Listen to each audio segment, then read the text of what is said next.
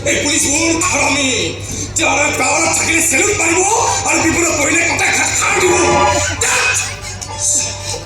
দৌৰি দৌৰি ভাগৰ লাগি গৈছে নে এই পানী দিছো পানী ময়ো খাম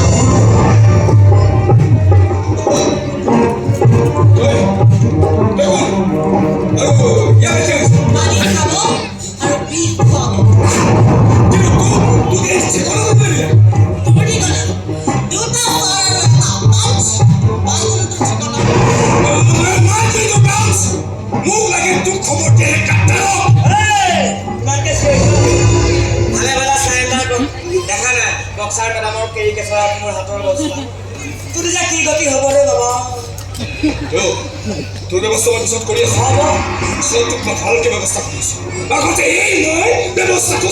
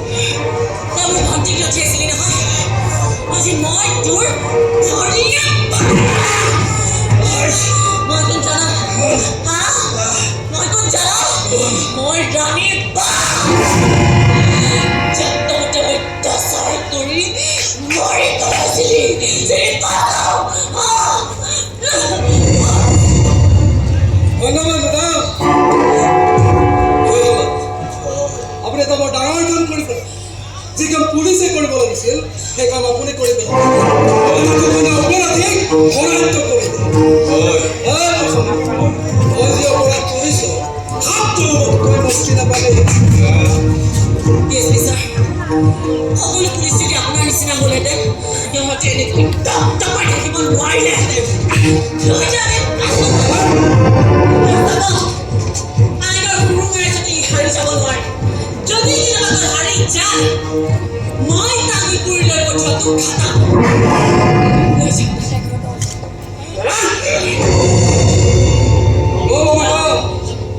এটা বৰ ডাঙৰ কাম কৰিবলৈ বাকী আছে পুলিচ হলেও মই তোমাৰো ঈশ্বৰে ন্যায় বিচাৰ সকলোবোৰ বিশ্বাস কৰিও আজি এটা বৰ ডাঙৰ সিদ্ধান্ত ল'বলৈ বাধ্য হৈছো কি জানিবা পূৰ্ণ হয় এই কৈ আছো ন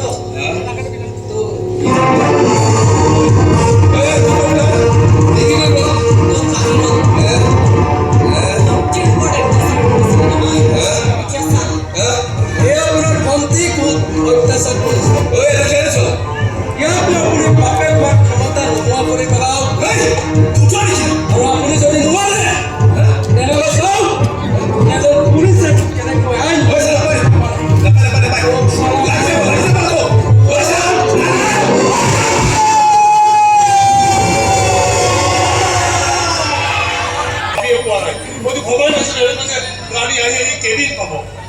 এই গানৰ পিনে তাই একেবাৰে আমাৰ আকাংক্ষা দেখিলে প্ৰতিকাৰ ৰক্ষা কৰিলে তাই সেই ডাঙৰ ভালকৈ শিক্ষাটো দিলে আৰু পুলিচে কৰিব নোৱাৰা কাম তাই নিজ হাতে কৰিলে কিন্তু মোৰ ভয় হৈছে বুজিছা তাই যদি কিবা এটা ঘটন ঘটাই পেলাই তাকে ইমান ডাঙৰ কেৰিয়াৰটো ধ্বংস হৈ যাব আপুনি বুজাবচোন দুয়োজনে আপোনাৰ শিকিব বুলি ভাবে আপুনি কোৱা কথা সিহঁতৰ লোকে বেমাৰ পাইছিল অসুবিধা হ'বলৈ আপোনালোকে বুজিলেই দিয়া নাই সকলোৱে মিলি ছাত্ৰ নাৰ্ছ কিমান শুশ্ৰূষা কৰিছে প্ৰকাশ কৰিবলৈ ভাষা বিচাৰি পোৱা নাই কোনোবা জনমৰ টুপি চাগে তাই মজুলৰ আছিলে কষ্ট কৰিছা তুমি আমাৰ মিটিং কৰি ছাৰ এই সমগ্ৰ ঘটনাটোৰ বাবে মই আকৌ এবাৰ ক্ষমা বিচাৰিছোঁ ইয়াৰ গোটে অপাৰেশ্যন কৰিছে এইবোৰ ওচৰতো মই কৃতজ্ঞ কিন্তু এই মেডিকেল কলেজখনত যি কলমৰ দাগ লাগি এয়া চৰম লজ্জাজনক গতিকে ভাবিছোঁ মই ৰিজাইন দিম এনেকৈ নক'ব ছাৰ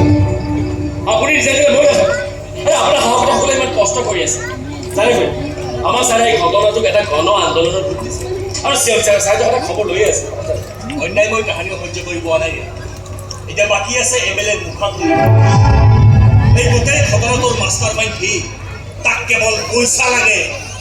তাৰ বিষয়ে মই আকাশে আলোচনা কৰি কি আলোচনা কৰিছা চাবা কিন্তু পাৰিব আবেগিক আৰু চেদি লক্ষ্য পূৰণ নোহোৱালৈকে তাই কিন্তু চেদ নিদিব এইবিলাক কথা এতিয়া এৰক ছাৰ সকলোকে চিনি পাইছে নহয় ভাল কথা দিব পাৰিছে মই মেদান্ত হস্পিটেলৰ বিষয়জনৰ লগত যোগাযোগ কৰিছোঁ সকলো ফিজ চৰকাৰে দিব গতিকে পজিটিভ